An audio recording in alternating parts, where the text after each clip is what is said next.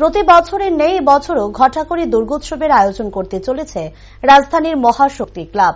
শুক্রবার খুঁটি পুজোর মধ্য দিয়ে পুজোর কর্মসূচি শুরু করে এই ক্লাব। উপস্থিত ছিলেন ক্লাবের সম্পাদক, সভাপতি সহ অন্যান্যরা। সাংবাদিকদের মুখোমুখি হয়ে পূজা কমিটির সম্পাদক সমীর রায় বলেন, মহাশক্তি ক্লাব প্রতি বছর কিছু না কিছু নতুনত্ব নিয়ে আসে। এবছরও নতুন ভাবে কিছু উপহার দেওয়ার চেষ্টা করেছে মহাশক্তি ক্লাব।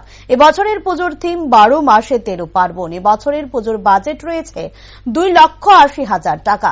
তাছাড়াও পুজোর দিনগুলিতে মহাপ্রসাদ বিতরণের পাশাপাশি বিভিন্ন সামাজিক কর্মকাণ্ডের সঙ্গে যুক্ত থাকে ক্লাব, যেমন রক্তদান শিবির, বস্ত্র বিতরণ ইত্যাদি। পুজোর দিনগুলি সকলে আনন্দ উপভোগের মধ্য দিয়ে কাটবে বলে আশা প্রকাশ করেন তিনি।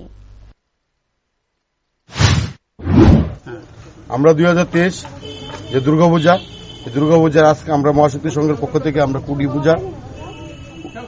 পুজো করেছি।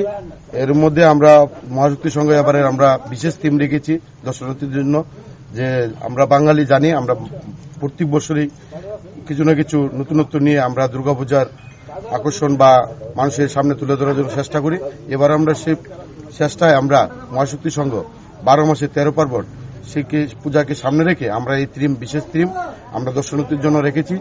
আমরা পূজার দিনগুলিতে আমাদের এলাকা এবং শহরতলি এবং রাজ্যবাসী সবাইকে আপিল করব যে আমাদের পুজোর দিনগুলোতে আমাদের পুজো প্যান্ডেলে আসে 12 মাসে 13 পার্বণ এবং এই পুজো মণ্ডপকে দর্শন করুন এবং আনন্দ উপভোগ করুন। কত টাকা বাজেট রয়েছে আপনাদের? আমাদের এলাকা আমরা যারা পূজাটা করি আমরা 200 ক্লাবের থেকে 200 মিটারের মধ্যে আমরা চাঁদাগুলো উঠে, এর বিশেষ আমরা চাঁদা তুলতে পারি না।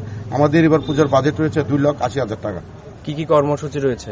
আমাদের কর্মসূচি রক্তদান শিবির হবে, তারপরে আমরা বস্ত্রদান শিবির করব, বস্ত্রদান বিতরণ করব এবং আমরা যে সুইবের কর্মীরা আছে তাদেরকে আমরা সম্বর্ধনা দিব এবং আমাদের মিডিয়াম বন্ধুরা যারা আছে তাদেরকে আমরা সম্বর্ধনা দেওয়ানোর চিন্তা ভাবনা নিচ্ছি।